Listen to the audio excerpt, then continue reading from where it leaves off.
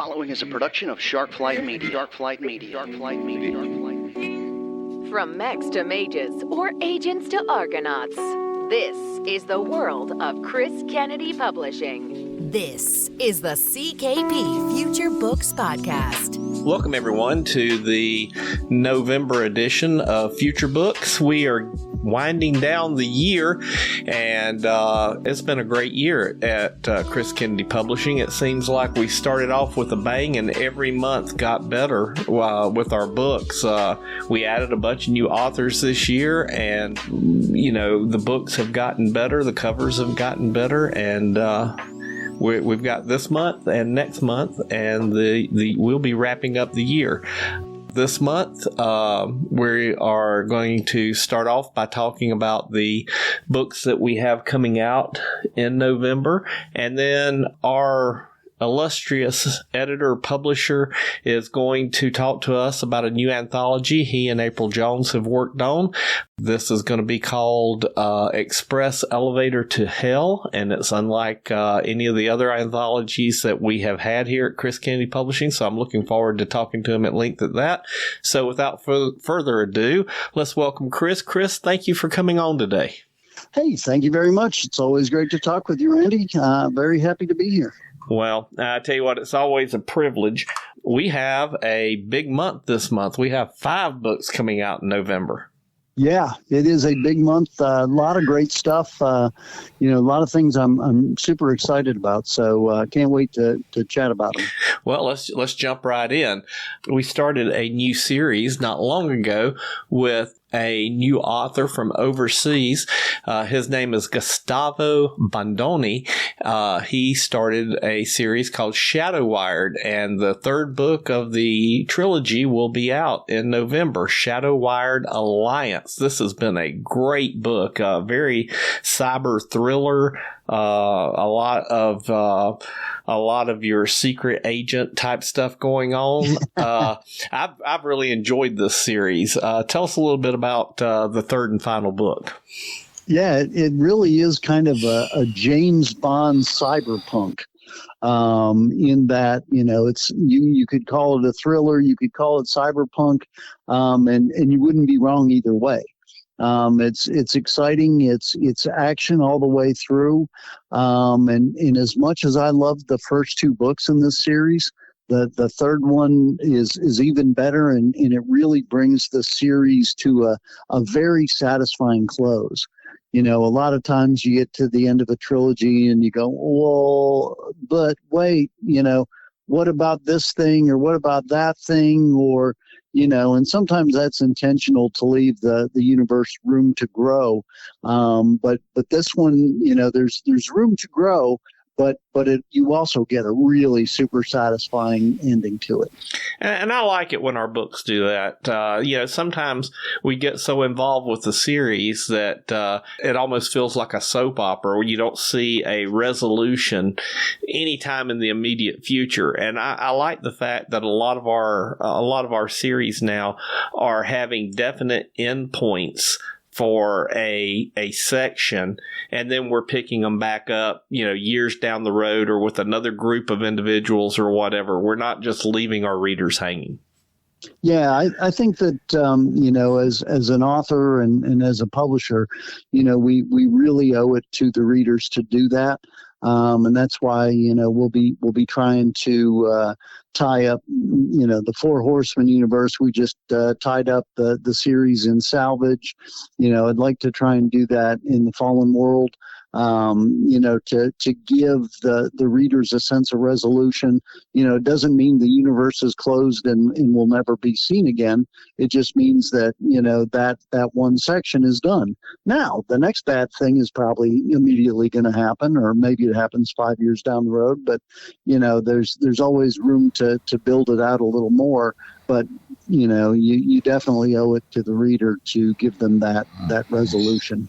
And a satisfying resolution at that. I agree 100%. And without those resolutions and restarting again, we found that some of our authors, once they ended that particular stream of thought of that books and starts over again, it really makes it exciting again, which lets us segue into November 8th. We've got the second book in our branch line of the Salvage title universe, Salvage HARBINGER. This has been being written by Nick Steverson and Jason Cordova, which are two of my favorite authors. And putting them together, we might have a little stroke of genius up there in the upper management of Chris Kennedy Publishing. That was a great idea. So tell us what's going on. Well, thanks. I didn't do that. They approached me and said, "Hey, we really want to write together, and we're going to do this thing, and we're going to write 2 books, and then my dad's going to bring it all together." And I said, "Wait a minute, Nick and Jason are going to write together. Is anyone going to survive to get to Kevin?" But they assured me that at least one person would, and that things would transfer on and life would be good. Their 2 styles really mesh well, and they really ramp up the consequences. They ramp up the action, and the 2 books that they've written are really, really good. And this gives our readers a chance that if they've been kind of looking askance at the Salvage title universe, this is a great time to jump on. You can read one previous book and then go directly to this one, and it's a place for you to start over with that universe. And then if you fall in love with it, like most people do, you can go back and read the other books in the series. Absolutely. Now, one of my personal favorites will be released on November the 15th. One of the emeritus writers of Chris Kennedy Publishing, the original, one of the original 3 wise men, Mark Wandrey, has a release. Tangled Webs, a 4 Horsemen story, and it's been a while since we released a 4 Horsemen story. So I'm looking especially fond toward this book here. Tell us about Tangled Webs. It has been a while, and that's why I said we're hoping to get things going and bring the series to a resolution hopefully next year. Mark is moving back here to near me, and we can work together and get that done. I believe that this will probably be the next to last book in the Phoenix Initiative. And then, after the final book, we'll start the final series, which will bring a resolution to the 4 Horsemen universe for this portion of it. Well, that's both exciting and sad. I kind of look at the 4 Horsemen universe as the thing that brought us together. So I'm very excited that there's going to be an ending, but it's also sad. Yeah, it's one of those things, though. The 4 Horsemen universe has 90 books, so it's not like you are only going to have one more book after this. There's going to be quite a few more into the last series just to bring it all together. There's a lot of different threads that still have to be tied up between the Peacemakers, the SIs, and then there's the whole Karaman thing. So there's lots that are still going on. We've got Karaman in our galaxy. We got all sorts of things that haven't even the main characters may not even know about yet. So there's lots still to bring together. I think I've seen the cover to this book too, and I think it is teasing a character or a set of scenes that was just kind of blown over in an earlier book. And if he's writing what I think he's writing with this book, I'm going to be very excited to read it. Well, he's definitely writing about the Tortantula Ort, and that he started in I think one of the Wing Cassars, and then the book that he wrote with Casey on it. So you're going to get more of that, and just like Wing Cassars, Andromeda brought a lot of new information in on where the Karaman came from and what's going on there. This is going to bring in a lot of information on some underpinnings of the universe. As we get closer to the end, there's going to be revelation after revelation, and this is the beginning of the end. I think here with this one. So, peerless listeners, we've got Tangled Webs, and that is going to be released just in time for you to go ahead and order it and put it in your reading device that you prefer, and have something to read during the Thanksgiving holidays, so that you can ignore that in-law that you really don't want to talk to. Absolutely. And so that'll be November 15th, and on November the 22nd. We get, I believe, our second book in a new series that is by a relatively new author with CKP, H.Y. Gregor, and this is her take of the Milesian Accords, which was one of my favorite series that the fantasy side of Chris Kennedy Publishing ever released. And this, the Milesian Accord books were druids, and you got to meet a lot of the god pantheons of several of the different religions. But this one, H.Y. Gregor has focused on Russian mythological characters. And I'm going to butcher this. This is the Vechnoya Saga Book 2. So tell us a little bit about it. Absolutely. This continues what she started with Rika's Grasp, which is the first book, which was released in October. Like you said, this deals primarily with Slavic mythology, and really helps to expand what's going on in the Milesian Accords universe.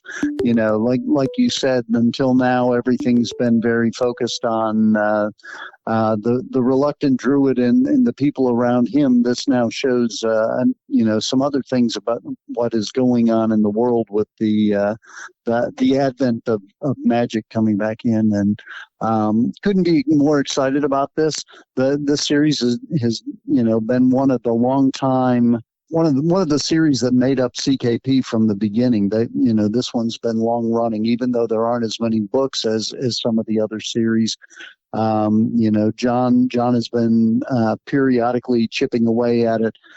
He has his fifth book, out already, and as this series by H.Y. Gregor comes to a close, which will, you've got Rika's Grasp out there already. You got TUGARIN'S Revenge, November 22nd, and then the third book will close out our year, Chernobog's Wrath, on December 27th.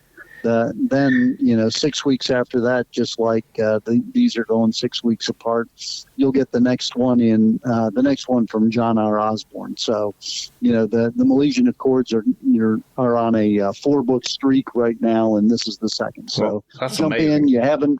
You're not too far back. You can grab a hold of this and be ready for the next. Yeah, if you're a fan of the Reluctant Druid or books of that nature, the entire Milesian Accord books are right up your alley. You would really like this.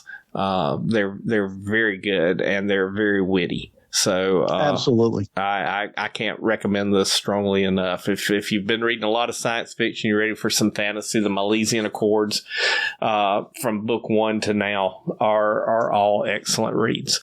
And then we're going to end up the month of November on November the 29th. We've got a new anthology, and this guy by the name of Chris Kennedy worked on it, and April Jones worked on it, and it's called Express Elevator to Hell. And for anybody who's listening who was born after the year, 2000, 2005, explain Express Elevator to Hell.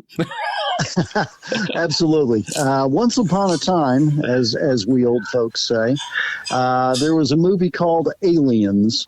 And in Aliens, all of the Space Marines jumped into their trusty little dropship. And right before the thing detached for its journey down to the planet, one of the Marines looked at one of the others and said, "We're on an express elevator to hell. Going down." So this book is all about sci-fi assaults. It's all of them are not sci-fi assaults in that, okay, you get in your dropship and you drop, and then what comes next? There are a variety of different assaults, and there are a variety of different types of stories. We've got 15 authors in this, and it's just one exciting story after another, and you won't want to miss it. Absolutely. So that lets us go over all the books that's been released in November. And I think that by this time next month, you'll be able to give us an after-action report on LibertyCon. That's coming up soon, according to when you're listening to this. It should almost be in the past, going on or in the past. By the time you hear this. Yeah. So I know you're looking forward to that. And so we'll have an after-action report on that. We'll also be talking a little bit about the year in review. It's been a great year for Chris Kennedy Publishing, and so we're looking forward to 2025. Chris, have you got anything to add in this segment of the podcast? Nope, that's good. We'll go from there. All right. Well, then, in that case, we will tell our editor goodbye and thank you for your time. And we will say hello to writer Chris Kennedy. Hello, Chris. Hey, how are you? Very good, thank you. It's been a while since we interviewed just you, and I understand you and April have been working on Express Elevator to Hell. We have not had as many anthologies, I don't think, this year as we've had in previous years. So I was really excited to see that we are ending the year with a new science fiction anthology. Was it fun? Oh, this has been a lot of fun. This all started at LibertyCon last year, where at the end of the CKP party, late one Saturday night, Mark Stelling said, "We need a new anthology, and I've got a great idea for you." And I said, "What's your idea?" And he explained about, Express Elevator to Hell. And I said, "That is a pretty good idea." And he says, "I'm in." And somebody else standing there said, "Me too, me 3, me 4, me 5. And the genesis of this was pretty much everybody that was standing around at the end of the CKP party, with the addition of a couple others that we invited once we got the whole thing put together.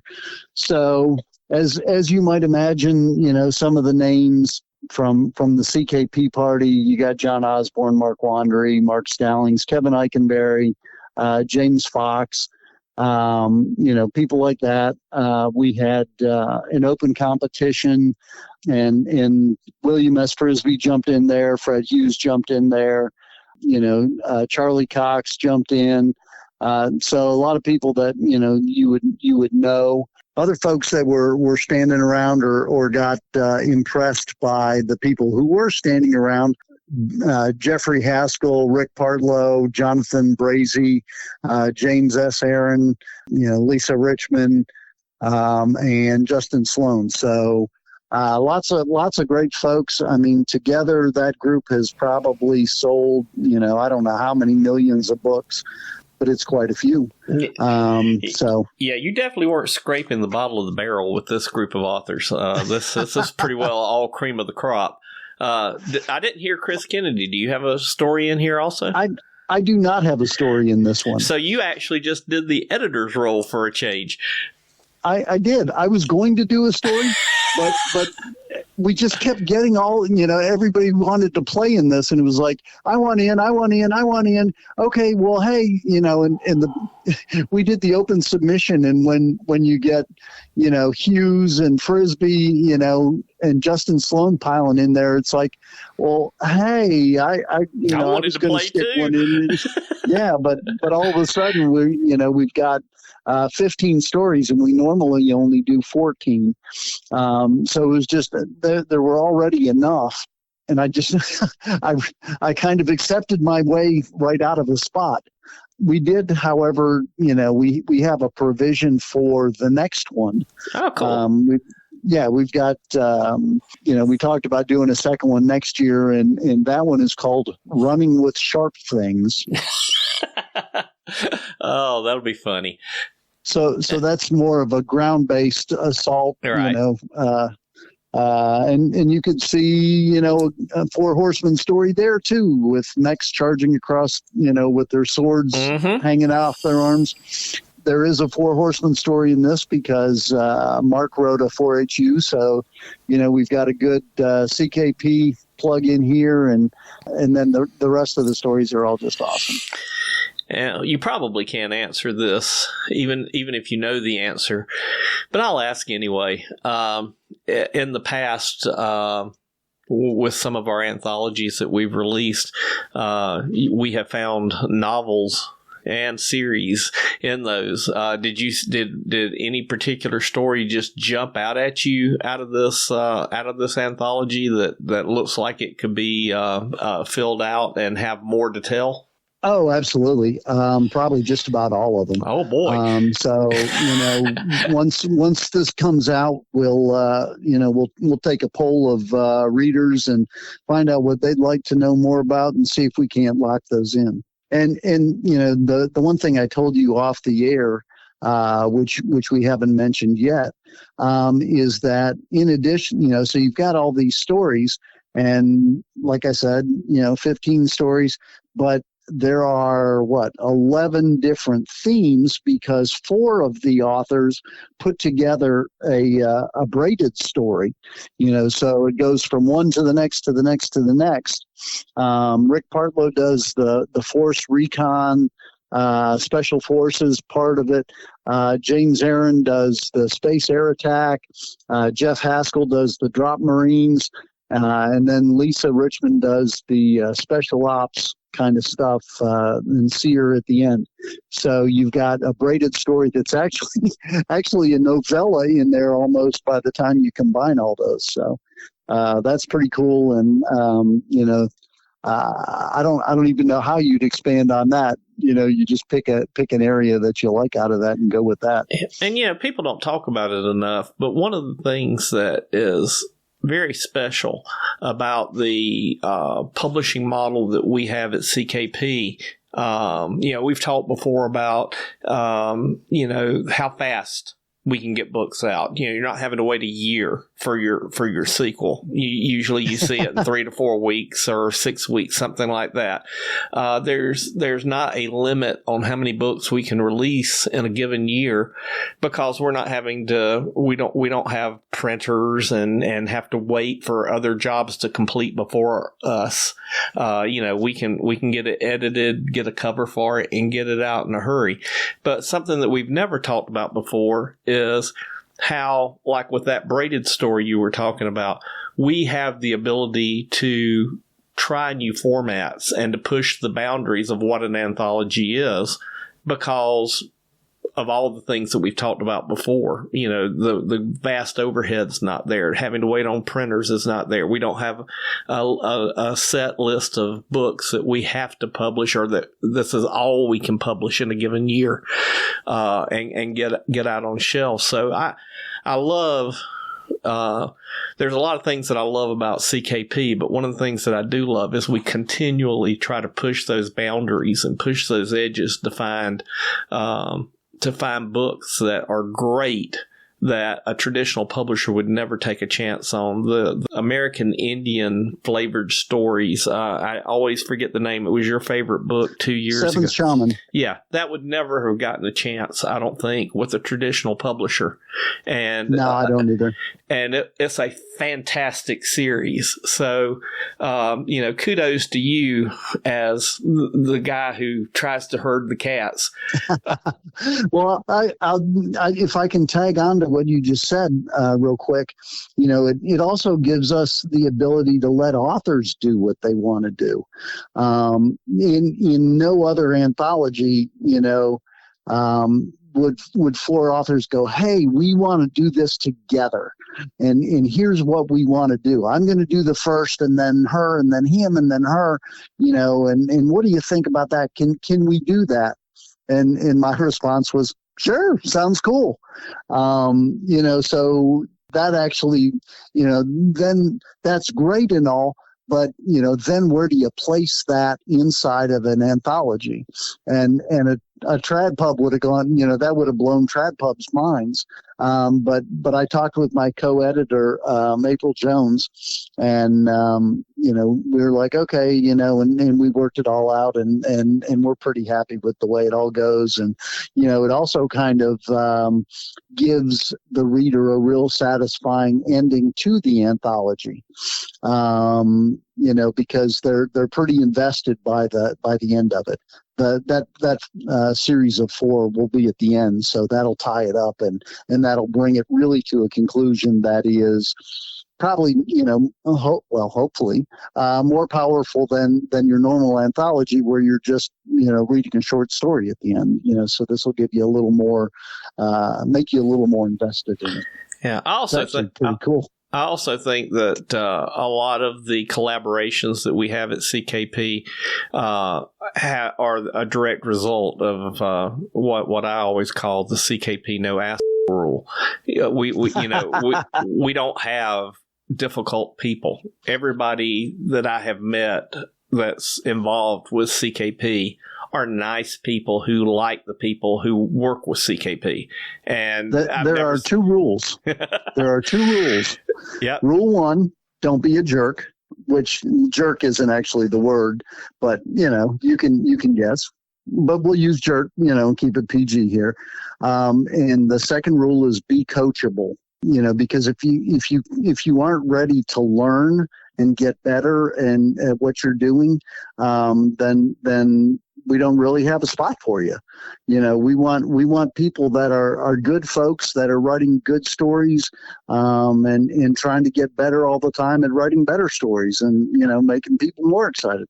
So that's my 2 cents. Sorry, I jumped in on you. No worries. I don't think I think people take for granted some of the success that CKP has had and don't understand that it's been a process, and that if you've been around, in my case, for almost 4 years watching the business grow, it's not only become a much more professional organization, but we have some downsides to not being a traditional publisher, but they are far outweighed by the freedom and the ability to explore that we have by not being a traditional publisher.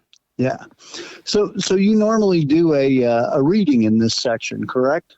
Well, I don't, but I have had people do readings in this section. Would you like to read? Oh, well, I've got a section from, I just talked about the braided stories, and I've got a little bit from the beginning of Rick Partlow's, which is the first one of it. All right. So here we go.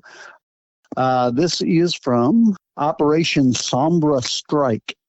Private transport, Dell repeated way too loudly. Who the hell has a private starship? McCrory shushed him, checking around to make sure no one had overheard. OPSEC, for Christ's sake, he hissed. But Dell just looked harder. Operational security from who, Top? Dell motioned around them at the marine dropships, the Starbirds, and the air support cutters lined up like a used car lot inside the cavernous hangar bay. These are all military guys. Cleared. He shrugged. Well, almost as cleared as you and me. Then need to know, McCrory insisted, not even bothering to chastise the junior NCO for using the nickname again. There's shit they don't have a need to know. You should be onto this stuff by now, Dell. I know you've only been with the team a couple of months, but they don't recruit just any dumbass for the special ops insertion teams. He cocked an eyebrow at the younger man. Do they? No, Master Sergeant, Dell mumbled, looking away. McCrory sighed and dragged the other man closer to the stealth pods, taking shelter between the compact, matte black wedges. As for who has a private starship, Well, that'd be someone high enough at echelon that when shit like this goes down, he requisitions a transport and goes where the shit needs fixing. And if someone that high up says, hey, Colonel, have your team leader come and get briefed by me before you plan your operation, then you do it. McCrory checked his watch, and I got to go do it in exactly 32 minutes. So get your ass back to the team and tell them all we know at the moment is that it's, and I quote, an incursion. I'll tell them, Top. Dell shook his head, but I'm not sure even what that means. It means that whoever we're fighting, they ain't from around here. And that's the beginning of Operation Sombra Strike by Rick Partlow. I think that is a great place to wind up the podcast for the month. Thank you so much, Chris, for being on. Thank you so much for working on the anthology. And I look forward to talking to you next month and finding out about FactoryCon and going over the year in review. Can't wait. Looking forward to it. All right. And thank you so much. Take care. You've been listening to the CKP Future Books Podcast with host Randall Willis. If you enjoyed this podcast, please consider leaving it a review on Apple Podcasts, Google Podcasts, or wherever you subscribe. Show likes and channel subscriptions are also much appreciated on the CKP YouTube channel. Finally, if you'd like to know more about this author or others on the CKP roster, visit chriskennedypublishing.com. Thanks for listening to the CKP Future Books Podcast. We'll see you next time.